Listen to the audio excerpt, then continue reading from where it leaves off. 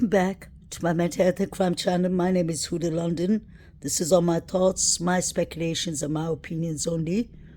I'd like to thank all my subscribers, all my viewers for all your support, all your kindness, your thoughtful comments. I really do appreciate them. Like I said, this is only speculations. Today I'd like to talk a bit about Lexuisa. She's a friend of Bethany Funk, DM, and a couple of the other girls. What I find interesting with Lexuisa is this picture was taken on the 12th of November. So I believe it was the night before the unalivings. It could have been on the 11th. There was a lot of gatherings, sorority parties. I think this was from the sorority party on the 12th. If you pay attention to Lexuisa's tattoo on her left hand, I find it to be quite strange. This is the tattoo Lexuisa has on her left hand. I find it quite interesting because it reminds me of a dagger. A dagger is this wooden knives that are used by vampires in Vampire Diary. I know it sounds a bit kiddish to say that, but let's not forget, these youngins were watching the Vampire Diary, and I believe they got a lot of the darkness, evilness from the Vampire Diaries. I've watched each and every episode, and there's nothing more disturbing than the Vampire Diaries.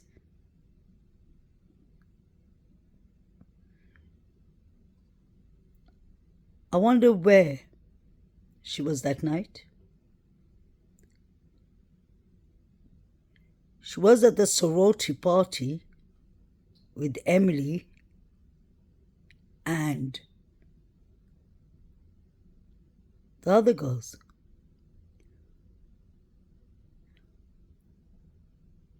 I wonder if Maddie and Kaylee had any beef with any sorority sisters. I find it strange that all of the females that were unalive that night, all 3 females, left or quit or were kicked out of the sororities. And Josie, his boyfriend, said that she was quitting or she had already quit her sorority too. What was going on with the sorority sisters is my question. And how come all of these people had access to swords and K-bar knives? This one is just a tattoo, but we've seen Emily with one. If you pay attention, it's this group that chills together. Maddie was even chilling with them.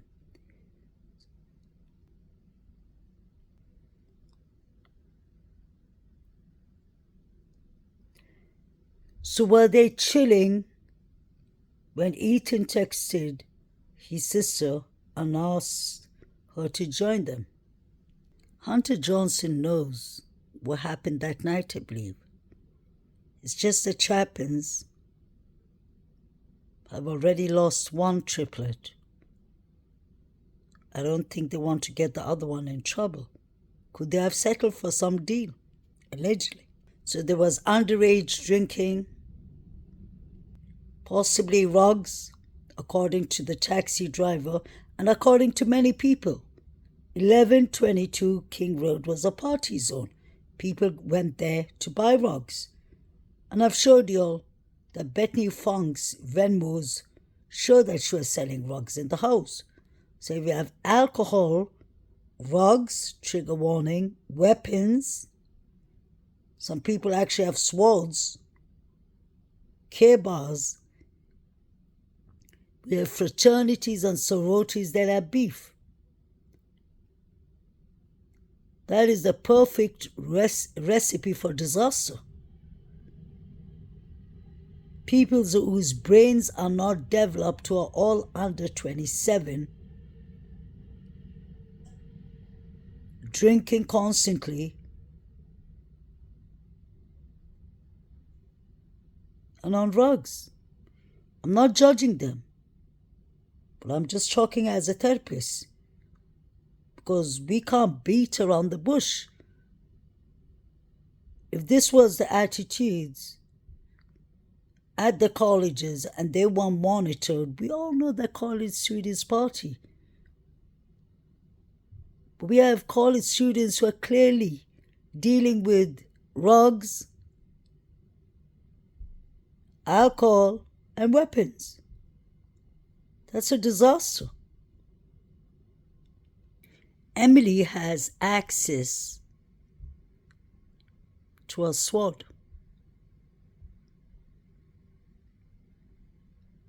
That's Emily with the black sword.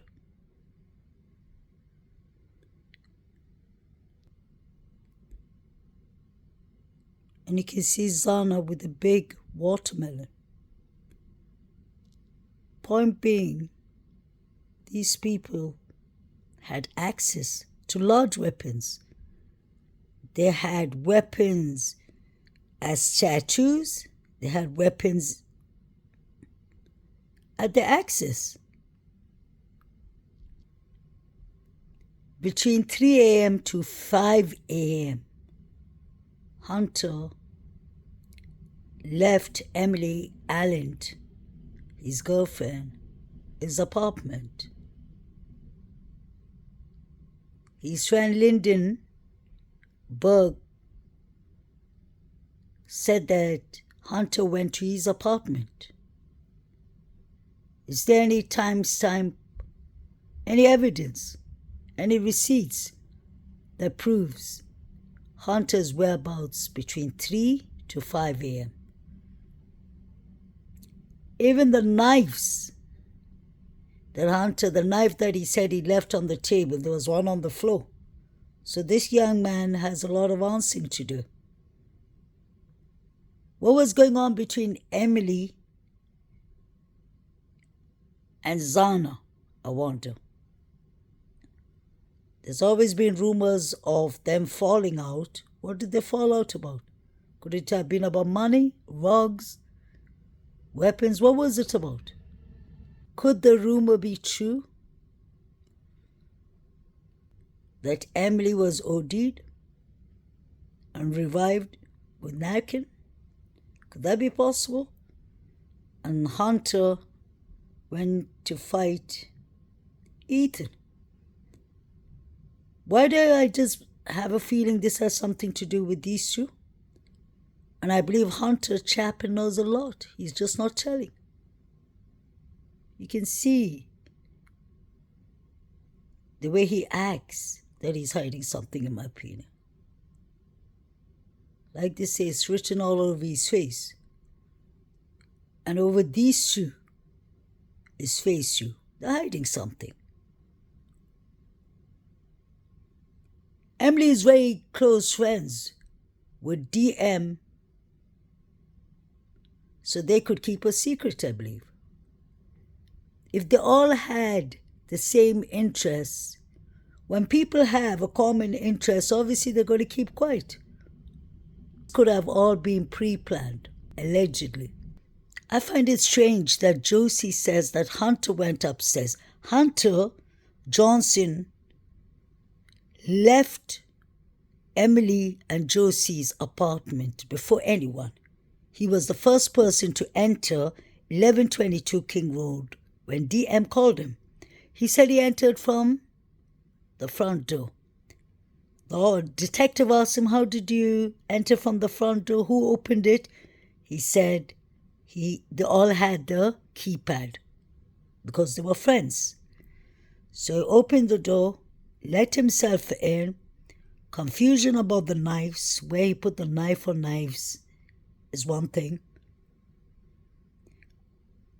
And then Josie says that Hunter tells them immediately when they're coming up the stairs to go down. He says, go, go, go. So did the hunter actually run upstairs because he could have possibly forgotten something in the room? Could he have been involved? Could Emily have been involved? Where was he between 3 to 5? Did he forget something at the crime scene?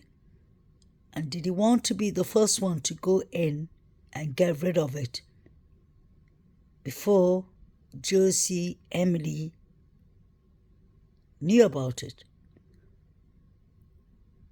It could be very possible that Emily had nothing to do with this, because it's Hunter that seems to have been away between 3 to 5 a.m. It's his timeline that is in jeopardy. Is this why they made pre-deals?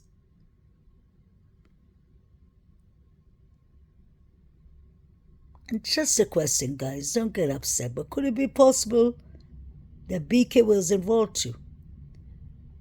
Maybe they put everything on BK. Or maybe it's just possible that BK had nothing to do with this. I'm still trying to figure out that part.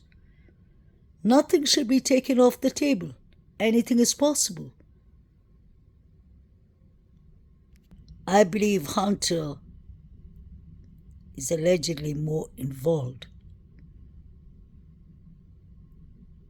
or knows more information in this case. If his girlfriend got OD'd, that's a reason for him to freak out. And we have to keep in mind these people were intoxicated, high, and everything, allegedly. So he could have just gone out of hand.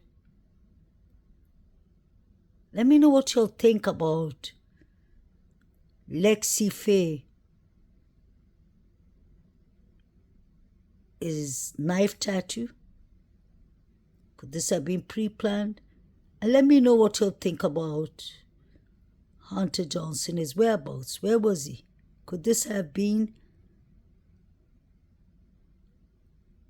about Hunter and Emily? Because of really close friends with Zana and Ethan. Please like, share, and subscribe.